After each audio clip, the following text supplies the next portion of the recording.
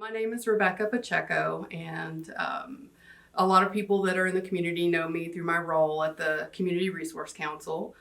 But today I'm here to talk about my friend Sandra, and I'm going to tell her story today. I first met Sandra Oshunketan, and I've got a pen with her picture right here. We were both case managers at a large mental health organization in Texas. We both started our careers there in our 20s, and both case managers shared office together, desks like touching. We're actually exactly 4 months apart in age, and we just really had a lot in common. So we developed like this really tight friendship. And so not only do we spend our days together in an office, but we also would do a lot of fun stuff on the weekends, and we would take her kids out to do stuff, and just became best friends, Anyway, in October of 2003, she was having a big Halloween party. She was dressed as Sandy from Grease, so she was one of the pink ladies. And during that party, the neighbors came over who also worked at the same organization, and brought the brother with them. And Sandra was going through a divorce at the time. Anyway, so that's how she met Howard Mack. And Howard was very, very handsome, tall, and very attentive, and just instantly, I could see her over there chatting him up. And their relationship progressed really fast. Within a few weeks, she was telling me, oh my God, this guy is like the most amazing man I've ever met. He's making my coffee, bringing me breakfast, that she had just never, ever had, a romantic partner that treated her so well, and just was so in tune with her. And of course, in hindsight, that's love bombing, like classic love bombing. But at the time, it just seemed like she'd really met somebody that was fabulous. So their relationship progressed pretty fast, and I would say within a couple of months, he was staying with her most of the time. And probably 3 or 4 months in, we started to see just some, controlling behavior. She stopped being available to hang out with friends. They were arguing more, and she started just making comments about, just that he was being controlling. Not anything major, but it was making her uncomfortable. And so probably 6 months in, she was ready to be out of the relationship. It was just, she wanted him out. And so she called me one day and said, that she was going to ask him to leave. And could I come over? And so I went over, and when I pulled in, I can just hear her screaming. And so I called the police immediately. And by the time the police got there, she had come outside. He was still inside. And basically she told me that she just got scared, is what she said. She said that they were arguing, and he hugged her, and he would not let go when she asked him to let go, and it scared her, so she started screaming. So we tell the police, we want him to leave. And the police officer said, well, does he live here? And she said, well, this is my house. This is my house. It's not his house. I own a house. And he said, yeah, but have you let him stay here? Does he have anything here? And she said, well, his clothes are here. And he said, well, then he has rights to stay here. We can't tell him to leave. You will have to go and file an eviction with court if you want him to leave. And so we're just looking at each other like dumbfounded. And she's like, I'm really scared. And he's like, yeah, but what he did didn't really meet the criteria. I know it scared you. So he said, well, I'll go inside and I'll talk with him, and maybe he'll just leave. And so he went in, and he talked with Howard, and Howard said he would leave. So we stood out there in the yard, and we watched Howard leave on foot. And the police officer left, and I stayed with her that night. And I mean, we were like on pins and needles all night waiting for him to come back, but he didn't. And so I left the next day and went back home. And then within a day or two, she told me that he was at her window all night long, begging and crying for her to let him back in. And she said he was sleeping on her porch, that she left for work and he was like curled up on the porch. And so she didn't really know what to do, right? The police have said, you're going to have to evict him. So anyway, she finally ended up, after a couple of weeks, let him come back. They tried again. A month later, she wanted to break things off. She made him leave. And he went, he said he was going to take his own life. And he broke into a house that belonged to someone he knew. And he stole a gun. And he did a standoff with police with the gun. And the police actually called her at work and asked her if she would come to the scene and help them talk him down, basically. And she did. And I want to just interject at this point that after everything was said and done, that the police officers involved in that decision, they received disciplinary action for calling her to the scene after the fact. But so she went out, she talked him down. He ended up going to the hospital for a few days to get stabilized. And then he moved right back in with her. And she said that, that he had just lost his job, that he had nowhere to go. He's having all these mental problems. She just felt like she couldn't just put him out because she cared about him. She just didn't want to be in a relationship with him, And so I want to say that was maybe in May or June. And then I'll move to July of 2004. We had gone out. It was July 23rd. And Sandra met us out, for us friends. It was one of our friends' birthday party. And we met out at a bar and had drinks and talked and, just had a good time. And I picked her up and took her back home. And when I took her home that night, she told me all kinds of stuff about how bad it really was, and that it wasn't just him being controlling, that he was also being sexually abusive to her, and just that things were really bad. She told me that she was afraid that she wouldn't get out of it alive. And I was just speechless, She was so embarrassed. She was horribly embarrassed. She begged me to please not tell anyone. She's a professional person with a career and a mom and other obligations. And she just felt embarrassed that she was in the situation, and she just wanted it to go away. She didn't want anybody to know. We talked about her leaving, but then by the end of the conversation, she's like, I'm probably just overreacting. That's how she felt. She's like, I can't leave. I've got to do this. I got to do that. Her kids were with their dad for the weekend. So she went in, and we were supposed to get together next day on July 24th. And we started calling. I started calling, other friends started calling that afternoon, and we couldn't get her. There's no answer. And so we're calling each other because we're worried. And Howard did not like me. So I kind of figured that, that when he saw my number, he wouldn't answer. Her mother was calling. We'd called her mother by then. Her mother was calling. And one of our friends, Jackie, Howard seemed to like her the best. I'm like, Jackie, you call. He answered. And he said that Sandra was sick and that she was in bed and that she couldn't come to the phone, that she didn't want to talk, but that, I'm sure she'll be better tomorrow. She'll call you tomorrow.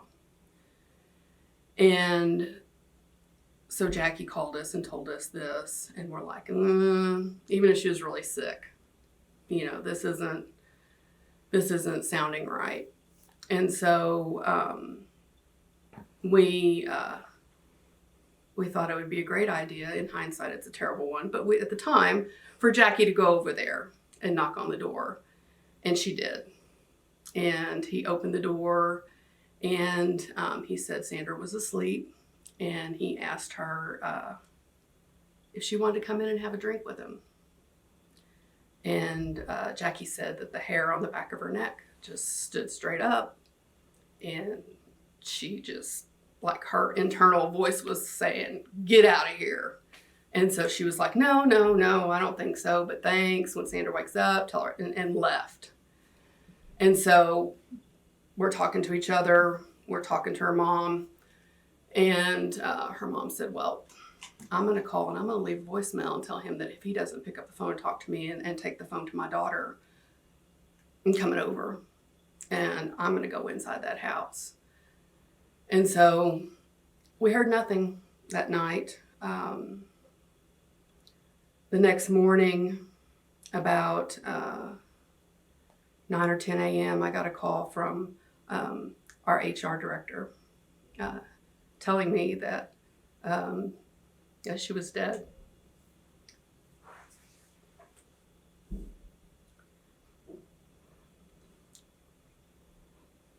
So what had happened is he had killed her and hid her in the closet of her house. And when her mom called and said she was coming over, he left and he drove to Oklahoma and found one of his high school friends, asked his friend, the man's name is Tracy Love, asked Tracy Love to come back with him and help him hide her body, dispose of it. And his friend said, no, I'm not going to help you do that. And so Howard left and drove back from Oklahoma to Denton. And as soon as he left, Tracy Love called the police and turned him in.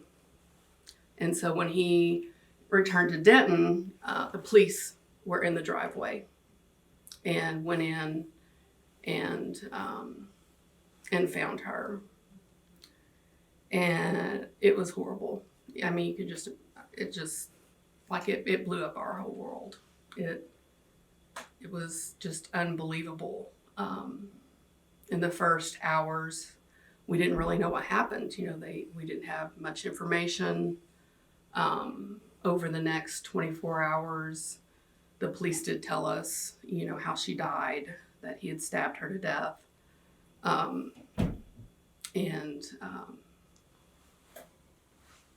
They, after the crime scene, people left, they allowed her mother and I into the house, that was a terrible experience also.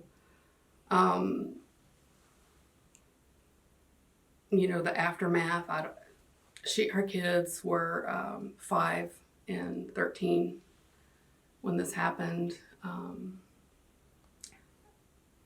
It was just senseless, and no one really knew how to make sense of it. We didn't really know what had happened until we went to trial.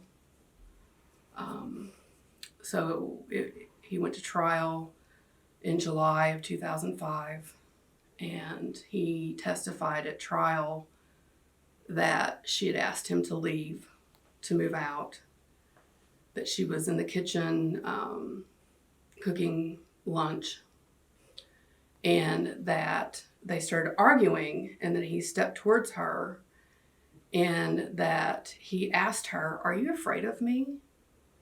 And he said that when she said yes, that it enraged him, that he felt nothing but rage when she said she was afraid of him, and he grabbed the knife out of her hand and started stabbing her with it. He stabbed her like 25 times. Like, it was a horrible death.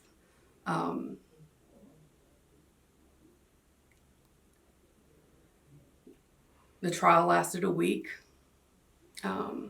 We found out at trial that he was on felony probation for assaulting his girlfriend before Sandra. We had no idea. She came and testified at trial that when she was with him, that he had beat her so severely that even when the police came, they literally had to tase him to stop him from attacking her.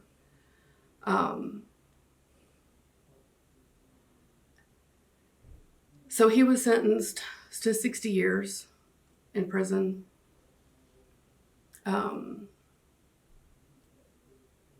He will be eligible for parole in July of 2034.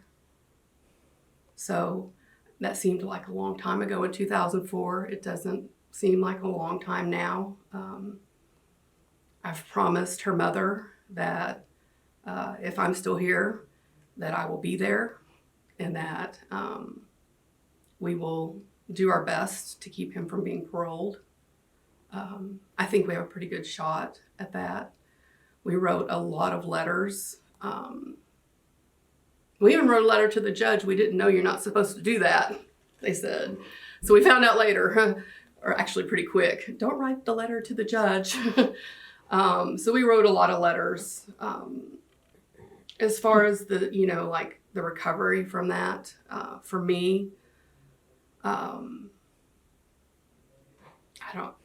in some ways I have, in some, it's just like you push that away and shut the door. I went to counseling. I went to counseling for 2 years. I took antidepressants for the first year. I dealt with guilt, crippling guilt, that I didn't do enough, that I didn't tell when I should have. Her mother asked me why I didn't tell them, and that was the most horrible thing to try to even explain. That, I didn't tell because she'd asked me not to, when, because her family was like, we would have intervened if we knew how bad it was. And they would have. I think at the time, I didn't want to break her confidence. And so that's probably been the hardest part, is that I regret leaving her that night. I regret not talking to her parents, not just calling them and just telling them what was going on. I think those are the biggest regrets. Her kids ended up, being raised by their father. He would not allow them to go to counseling. And so those kids had no real recovery services. They've both have struggled, especially the older child has really struggled. They're both adults now. They grew up without their mother. All of her other friends, it was bar none the worst thing I've ever lived through. It's been many years now. I call her mother on her birthday, which is March 16th. It's coming up. And on the day she died. And I do that. I used to visit her grave, but now that I've, moved to Missouri, it's too far to go. But it's about, I don't know. I think my takeaways from that is, for women to trust their instincts, for everyone to trust their instincts. And I know that's easier, in hindsight, right? But, when things seem dangerous, they are. And I think that, sometimes we're so afraid to upset other people or to be viewed as like we're being overreacting or whatever. I think about now that, we didn't send the police out to do a welfare check when we couldn't get a hold of her. And we talked about it, but we were like, oh, if she's really sick, she's going to be mad that we sent the police to her house, and she's sick in bed. So we did a lot of, just doubting our own instincts. The decision to send Jackie over there, we all now, after this, he could have killed her. If she had gone in the house, who knows what he would have done to her. So there were lots of things like that. I think until you're in the moment, you don't really know how you will respond. I know the law enforcement that were part of that situation. I'm sure that they wish, that they had maybe reacted in a different way. There was no way they could have known what was going to happen in that situation either. But I do know that there were conversations about how they handled the case. Going through the trial, I learned a lot about the criminal justice system. We were not allowed to wear these in court. Her mother was told, don't cry. Her mother was not allowed to cry in court because they said that, they could call a mistrial if we wore these or if her mother showed too much emotion. We were sequestered. We were witnesses for the prosecution. And so we were only allowed to be in there for opening and closing arguments.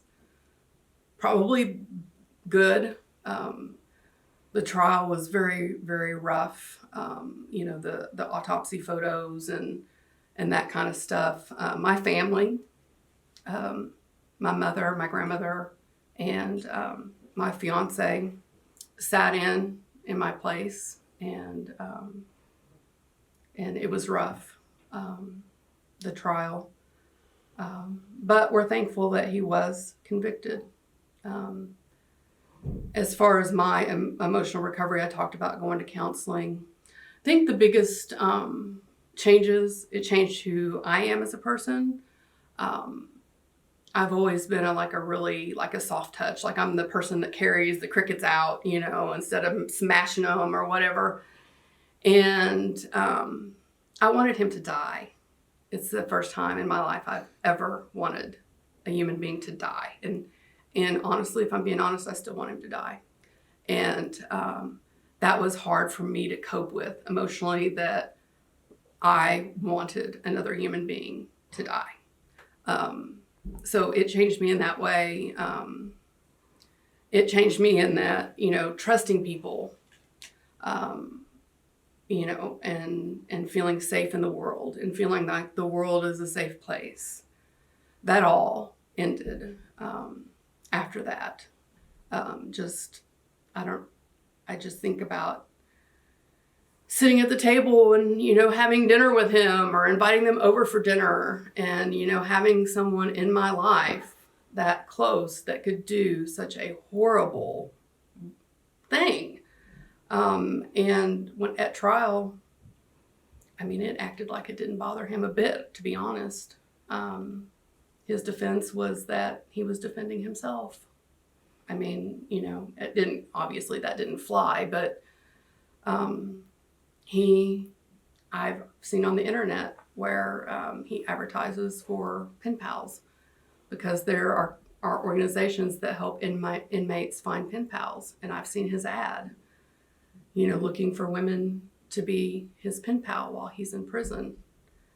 And it's just chilling, right?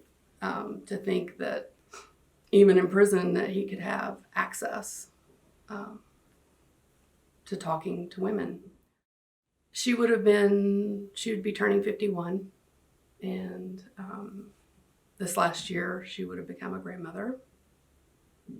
And I just think about all the things that she missed. And that she deserved so much more. She deserved better. She deserved to raise her children. And I think that's all I have to say.